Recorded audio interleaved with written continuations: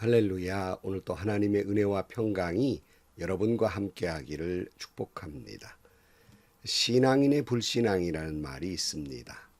믿는다는 이름은 있는데 실제적으로는 믿지 않고 살아가더라 하는 거예요.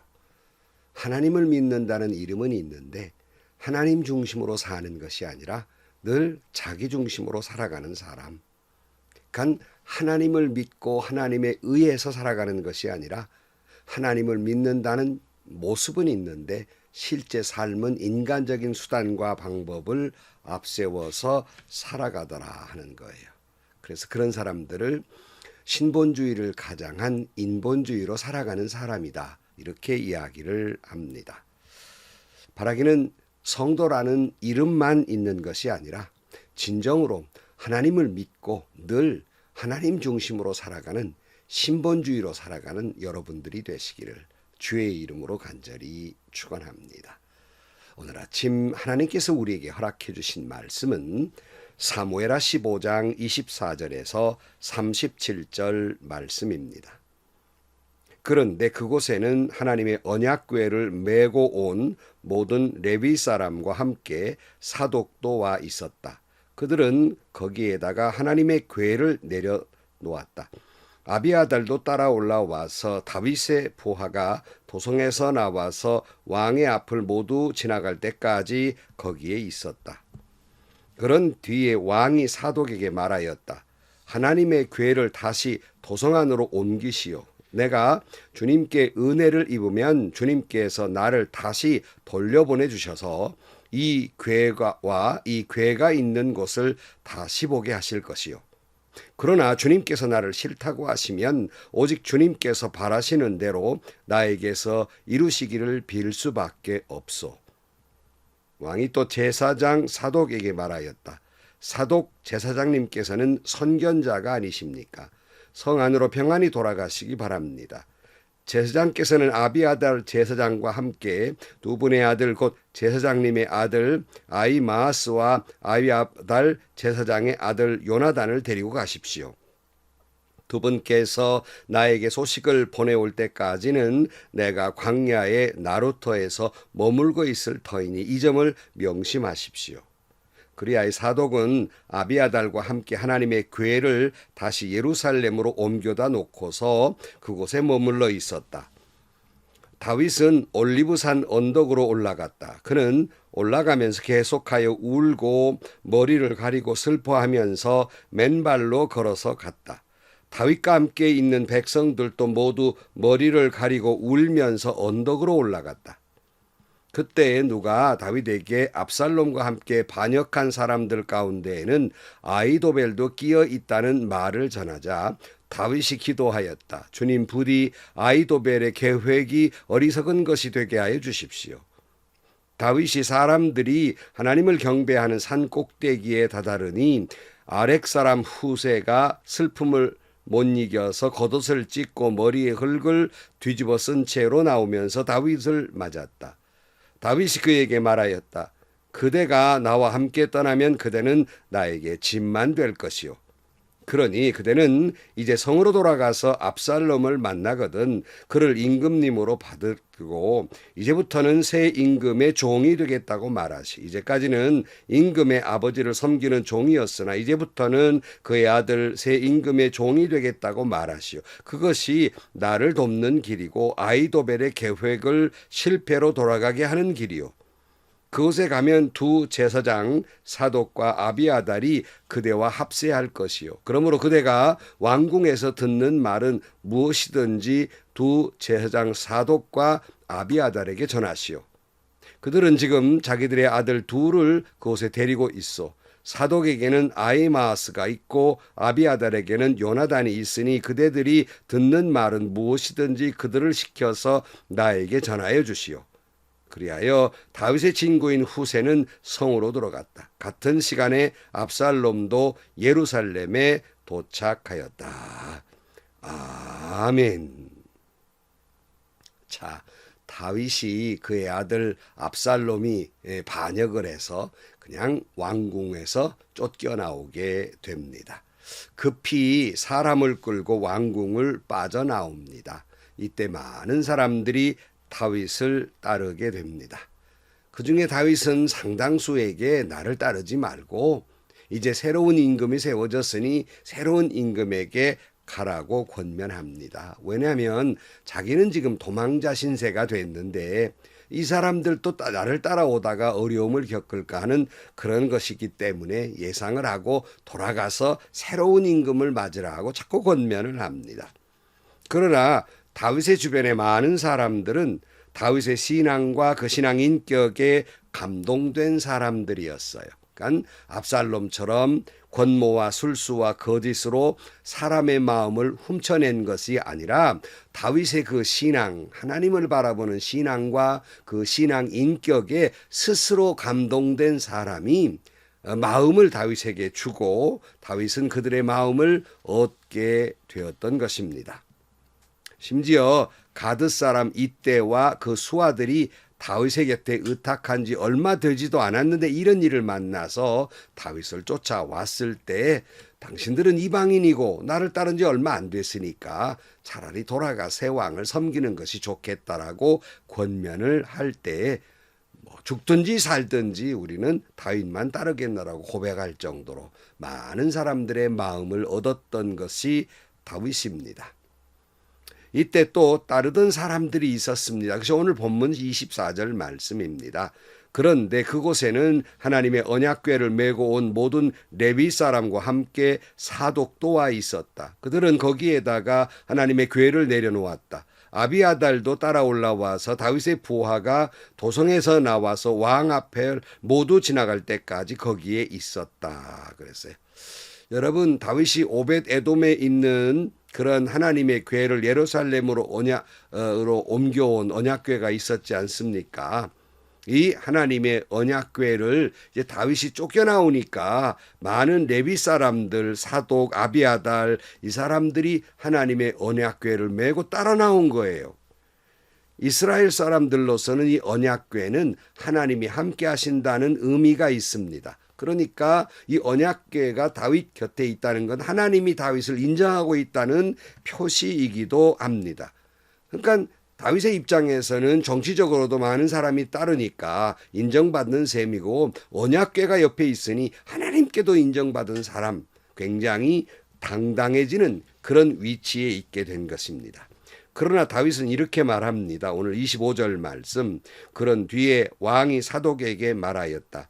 하나님의 궤를 다시 도성 안으로 옮기십시오. 내가 주님께 은혜를 입으면 주님께서 나를 다시 돌려보내 주셔서 이 궤와 이 궤가 있는 곳을 다시 보게 하실 것이요. 그러나 주님께서 나를 싫다고 하시면 오직 주님께서 바라시는 대로 나에게서 이루어지기를 빌 수밖에 없소. 그랬어요.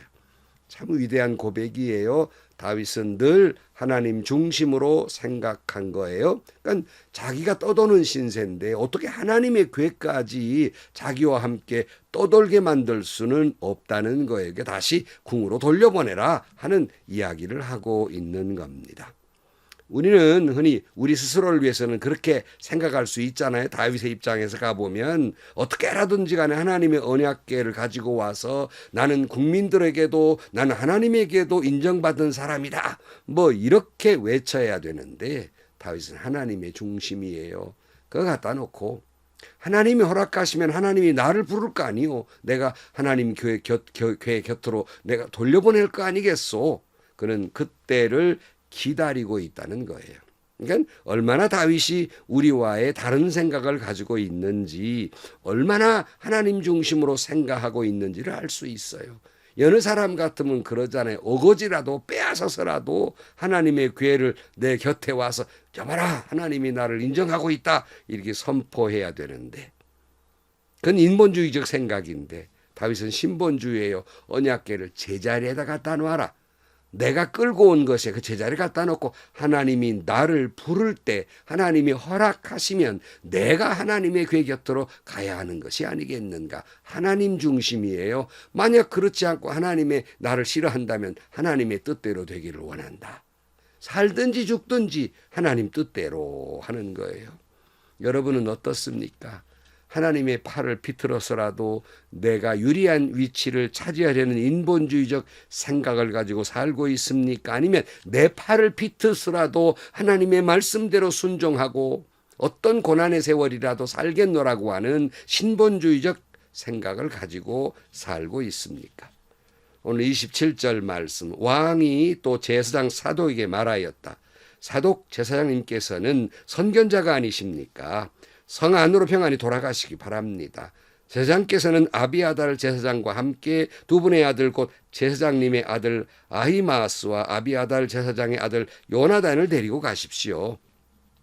두 분께서 나에게 소식을 보내올 때까지는 내가 광야의 나루터에서 머물고 있을 터니 이 점을 명심하십시오. 그리하여 사독은 아비아달과 함께 하나님의 궤를 다시 예루살렘으로 옮겨다 놓고 그곳에 머물러 있었다. 이렇게 말씀하고 있습니다. 그러니까 다윗은 인위적으로라도 하나님께 신앙적으로 인정받는 사람이라는 것을 알리는 유리한 위치를 거절합니다. 그건 인본주의, 사람 생각이기 때문에 그래요. 다윗은 전적으로 하나님의 뜻에 인내하고 순종하면서 신본주의적으로 생각하기 때문에 다시 돌려보내고 그리고 내가 하나님의 뜻, 하나님의 기쁜 소식을 기다리겠소 이렇게 이야기하는 거예요. 여러분 사실은 이 이야기를 보면서 그뭐 쉽게 그냥 스토리로 이야기로 지나갈 수 있으나 이건 굉장히 고통스러운 일이었어요. 쉬운 일이 아니었다고요. 항상 눈물을 흘리면서 산을 올라가요. 오늘 30절 다윗은 올리브산 언덕으로 올라갔다. 그는 올라가면서 계속하여 울고 머리를 가리고 슬퍼하면서 맨발로 걸어서 갔다. 다윗과 함께 있는 백성들도 모두 머리를 가리고 울면서 언덕으로 올라갔다. 얼마나 고통스럽고 힘들었는지 하나님의 궤마저 돌려보내놓고 나서 얼마나 힘들었는지 머리를 풀고 울면서 갔고 신발도 제대로 신지 못한 채 맨발로 걸어가야 했고 이 모습으로 온 백성들도 울면서 언덕으로 올라갑니다. 정말 하나님 중심으로 산다는 것이 쉬운 일이 아니에요. 눈물을 감추고 고통과 아픔을 삼켜야 할 일들이 많은 거예요. 이때 아히도벨도 배반했다는 소식이 들려요. 31절 그때 누가 다윗에게 압살롬과 함께 반역한 사람 가운데는 아히도벨도 끼어 있다는 말을 전하 다윗이 기도하였다. 주님 부디 아히도벨의 계획이 어리석은 것이 되게 하여 주십시오. 그랬어요. 기도는 했지요. 그러나 기도는 하지만 늘 하나님의 뜻대로 해요. 이때 아렉 사람 후세가 눈물을 흘리며 다윗을 맞이하게 됩니다. 다윗은 이 후세에게도 말합니다. 가서 새로운 왕 압살롬에게 의탁하며 사시오. 그래요. 32절 다윗이 사람들이 하나님을 경배하는 산꼭대기에 다다르니 아렉 사람 후세가 슬픔을 못 여겨서 겉옷을 찢고 머리에 흙을 뒤집어 쓴 채로 나오면서 다윗에게 맞았다. 다윗이 그에게 말하였다. 그대가 나와 함께 떠나면 그대는 나에게 짐만 될 것이요. 그러니 그대는 이제 성으로 돌아가서 압살롬을 만나거든 그를 임금님으로 받들고 이제부터는 새 임금의 종이 되겠다고 말하시오. 이제까지는 임금의 아버지를 섬기는 종이었으나 이제부터는 그의 아들 새 임금의 종이 되겠다고 말하시오. 그것이 나를 돕는 길이고 아히도벨의 계획을 실패로 돌아가게 하는 길이요. 그곳에 가면 두 제사장 사독과 아비아달이 그대와 합세할 것이요. 그러므로 그대가 왕궁에 듣는 말은 무엇이든지 두 제사장 사독과 아비아달에게 전하시오. 그들은 지금 자기들의 아들 둘을 그곳에 데리고 있어. 사독에게는 아히마아스가 있고 아비아달에게는 요나단이 있으니 그대들이 듣는 말은 무엇이든지 그들을 시켜서 나에게 전하해 주시오. 그리하여 다윗의 친구인 후세는 성으로 들어갔다. 같은 시간에 압살롬도 예루살렘에 도착했다. 보통 사람 같으면 한 명이라도 다 내 편으로 오시오. 나를 따르라. 그러고 내 편으로 끌어들이려고 했을 거예요. 다윗의 친구 후세마저도 돌아가서 압살롬을 섬기라. 혹 좋은 소식이 있거든 나에게 전해줄 것은 전해주지만 그래도가 돌아가라. 이렇게 이야기합니다. 얼마나 보통 사람과 달라요. 한 명이라 내 편, 네 편이냐 내 편이냐 밝혀라 밝혀. 뭐 색출해내자 뭐 이렇게 할 건데 도리어 다 가시오. 다 그쪽으로 가시오. 이렇게 말해요. 언약궤를 빼앗아서라도 하나님은 내 편이라고 강변하는데 다윗은 전혀 다르단 말씀이에요. 사람들을 자꾸 압살롬에게 보내 충성하라고 이야기해요. 그것이 나를 돕는 길이라고 자꾸 얘기해요. 하나님의 궤도 원래 자리로 돌려보냅니다. 다윗은 결코 인본주의적인 권모와 술수로 사람의 마음을 훔치거나 언약궤를 소유해서 하나님께 인정받는 사람이라고 말하려 하지 않습니다. 철저하게 신본주의 생각을 가지고 전적으로 하나님의 뜻에 맡기고 있는 겁니다. 요즘 신앙인들 사이에 특히 교계의 지도자들 가운데 마음 아픈 일들이 있습니다. 신본주의와 같은 탈을 쓴 채 인본주의적 행동을 하는 이들이 있어요. 양의 탈을 쓴 늑대와 같은 사람들이 있다는 말입니다. 입으로는 그들의 설교에는 신앙을 강조하고 하나님을 강조하고 십자가를 이야기하지만 그들의 실제 목회와 그리고 또 교계의 정치와 행동을 보면 철저하게 사람 중심, 자기 중심, 자기 이익 중심으로 움직이더라는 말입니다. 회개해야 할 일입니다. 혹시 우리에게도 나에게도 이런 잘못은 없는지 되돌아봐야 할 것입니다. 사람들로부터 신본주의의 탈을 쓴 인본주의자들로부터 어떻게 넌 그게 깝깝하게 사냐 어리석다는 말을 듣더라도 우리는 철저하게 하나님 중심, 하나님 제일주의, 신본주의로 살아가시기를 축복합니다. 언제나 우리는 오늘 또 하나님의 뜻을 기다리면서 주님만 바라보는 하나님 중심의 삶을 사는 여러분들이 되시기를 주의 이름으로 간절히 축원합니다. 기도하시겠습니다. 하나님 아버지, 신앙은 외치나 삶은 인간적인 모습이 얼마나 많은지 모릅니다. 우리를 용서하여 주시고 주의 성령과 주님이 함께 하시사 언제나 말씀대로 하나님의 중심으로 신본주의로 살아가는 저희들이 되게 하여 주옵소서. 예수님의 이름으로 기도하옵나이다. 아멘. 교회나 교계, 정치계를 보면 말은 하나님을 부르짖어요. 근데 그들이 정치하는 모습과 목회하는 모습을 보면 인간적인 수단과 술수와 방법만을 꾀해요. 말씀 중심도 아니고 기도도 그렇게 하지도 않고 늘 사람 중심으로 산단 말이에요. 그러니까 신본주의의 탈을 쓴 인본주의적인 목사들, 목회자들이 많아요. 오늘도 여러분 우리가 살아가면서 그렇게 살지 마시고 언제나 하나님 중심, 하나님 뜻대로 살아가는 여러분들이 되시기를 축복합니다. 행복하시고요. 좋은 일이 가득한 하루가 되시기를 주의 이름으로 간절히 축원합니다.